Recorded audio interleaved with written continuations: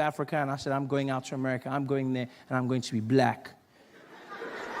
And I got on that plane. It was an 18-hour flight, 18 hours of non-stop flying, and I sat there in my chair, and I spent every moment practicing being black, just practicing. I was like, I'm not gonna mess up this black opportunity. I just sat there, just working through everything. I was watching every black movie and TV show, just going through it. Yeah. You know what I mean? You know what I mean? Yeah. King Kong ain't got shit on me. Yeah. What you talking about, Willis? I was grinding it. You laugh, but 18 hours of flying, and I landed in JFK, and I was fluent in my black American. For shizzle my nizzle. I was walking around. I was so black, I was even laughing black. I was like, ha, ha, ha. Yeah. My man. Ha, ha. Should have seen me. It was like, oh, this you? This you? That has to be the personification of cool, in my opinion. There's nothing cooler. Black Americans are so cool, they can make you feel good about yourself just by asking if you are you. You don't believe me? Get a black American man to come up to you and just be like, hey, yo, this you? Nah, this you? This you? This you? And you'll be like, I think it is.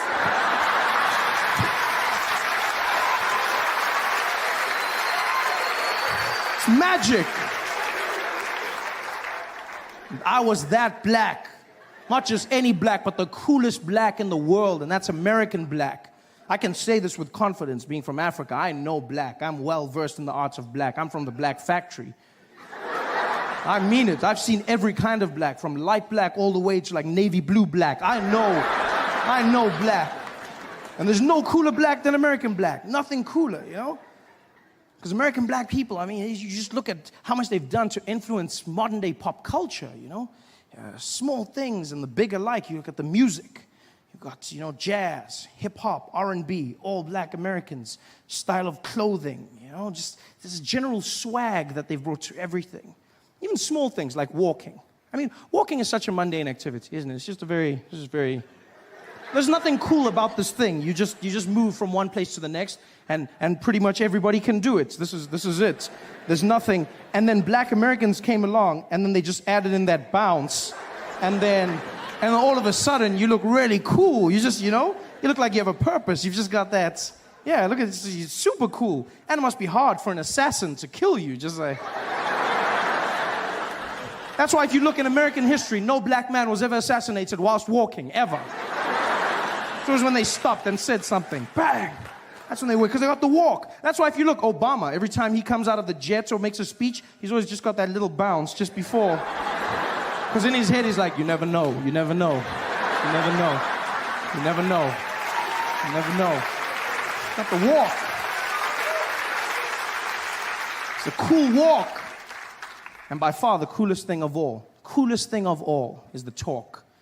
I've listened to black Americans, and it's the most amazing use of the English language I've ever come across in my life. Because they pay no regard to punctuation whatsoever.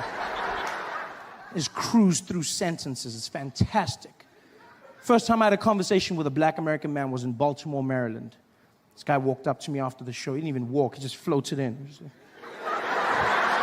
Just came up to me and was like, hey, yo, B. Hey, yo, let me holler at you for a minute, man. Let me holler at you. I said, okay. He's like, man, I ain't even gonna front, man. I ain't gonna front. I came out here, dude. I ain't even know who you was, man. I didn't even know. I was out here at the show. I bought my girl. We was out there. You came out there. You were doing your thing. I was like, yo, man, I ain't even know they goddamn yellow bones out there in the motherland, man. I was like, yo, this kid better be funny, man, but I ain't gonna lie. You came out there, you was keeping it coming, keeping it moving. You was just beasting. I was like, all right, man, maybe this kid is the truth, yeah? This kid was doing his thing. He was keeping it out there. I started laughing. My girl was killing herself. I was like, all right, this mofo got flow for show. You know what I mean?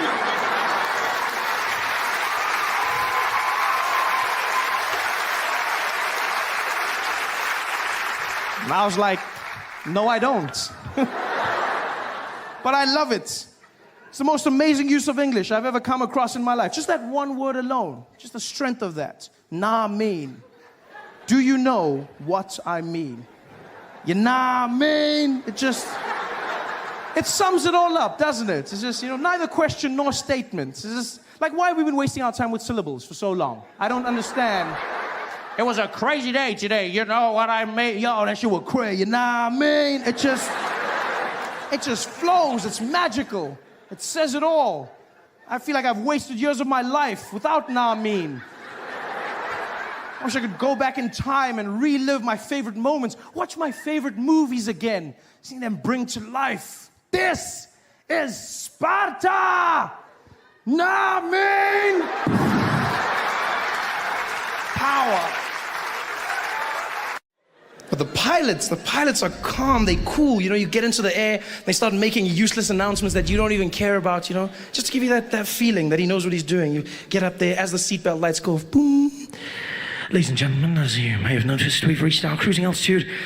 Currently sitting at 23,000 feet above sea level, cruising at about 720 kilometers an hour in this Boeing 737, one of our favorite planes in the Starflight Alliance fleet. It's a beautiful sunny day up here. We might encounter a few bumps, but nothing too hectic. The cabin crew will be taking care of you. In the front, we've got Esmeralda and Jonathan. In the rear, Simon, Dupitsang, and Ferrer. I'll be taking care of you. And if you need anything, don't hesitate to call. I'll let you know once we've begun our descent. Until then, please enjoy your flight. Thank you. Dun dun. You're like, oh yeah, pilot. Yo, my guy, pilot. It's cool. I just don't like the fact that they never let you know when something's gone wrong. It freaks me out because they trained to keep you calm no matter what's going on. And I noticed this because we hit turbulence coming into Joe where there were hectic storms and the plane started shaking and it wasn't like the calm turbulence. It's that turbulence where people, the knuckles get white when they're holding their, and because people try and act natural in the plane, they'll be like, and then they get to a point where they're like,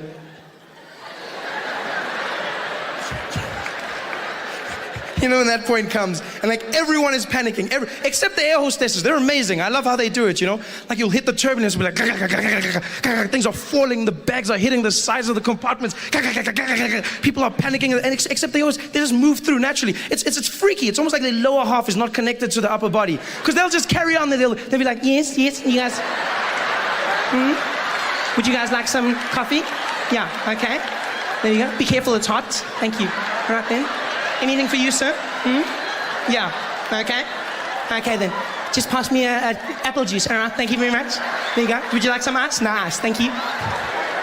You know how they do it.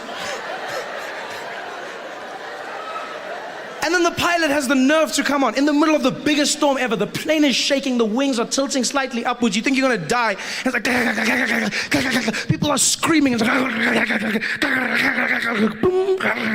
Ladies and gentlemen, we've encountered some slight turbulence.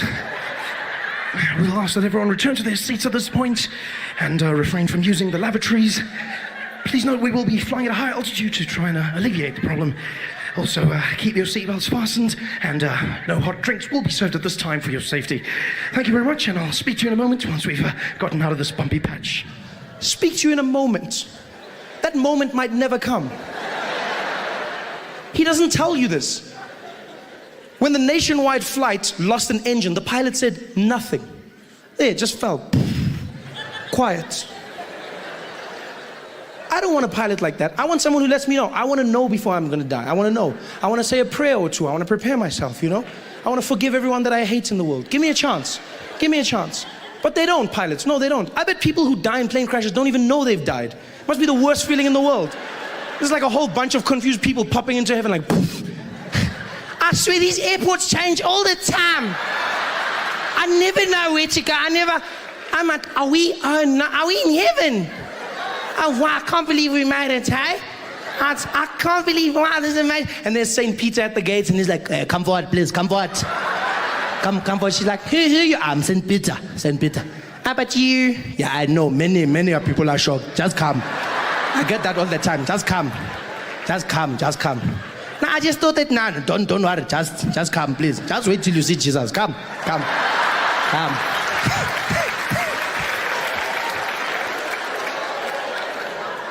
I don't want that. I want someone to let me know when I'm gonna die. Like taxi drivers. There's no person who dies in a taxi not knowing that they've died. Just before the crash, taxi driver will be like, yo! People walking into heaven like, you're dead, dead, dead, poo, poo, poo, dead. Yeah, no, shonile la, we're dead. Gone, gone, gone. Ay, ay, ay, ay, ay, ay. They know. Sometimes they survive the crash, but they still think they did. Walking on the pavement, dead, dead, dead, dead. You're dead.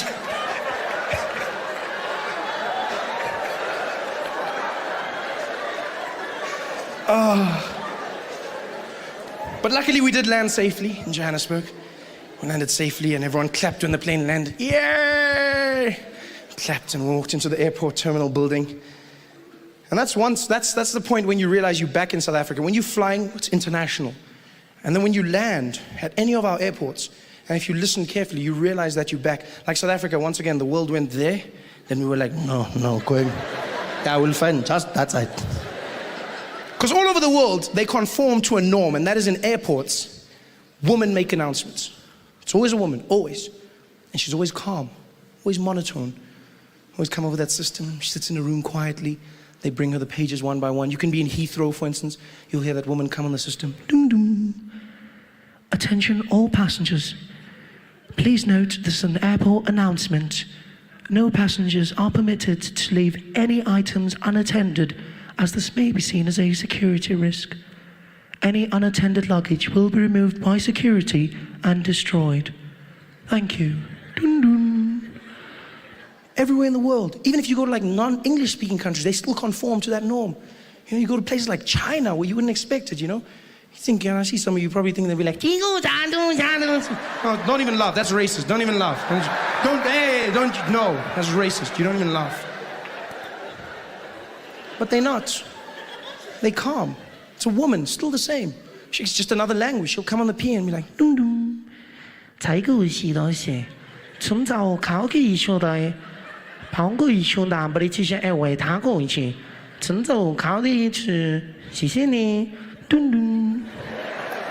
you know they've conformed. And then you land in South Africa.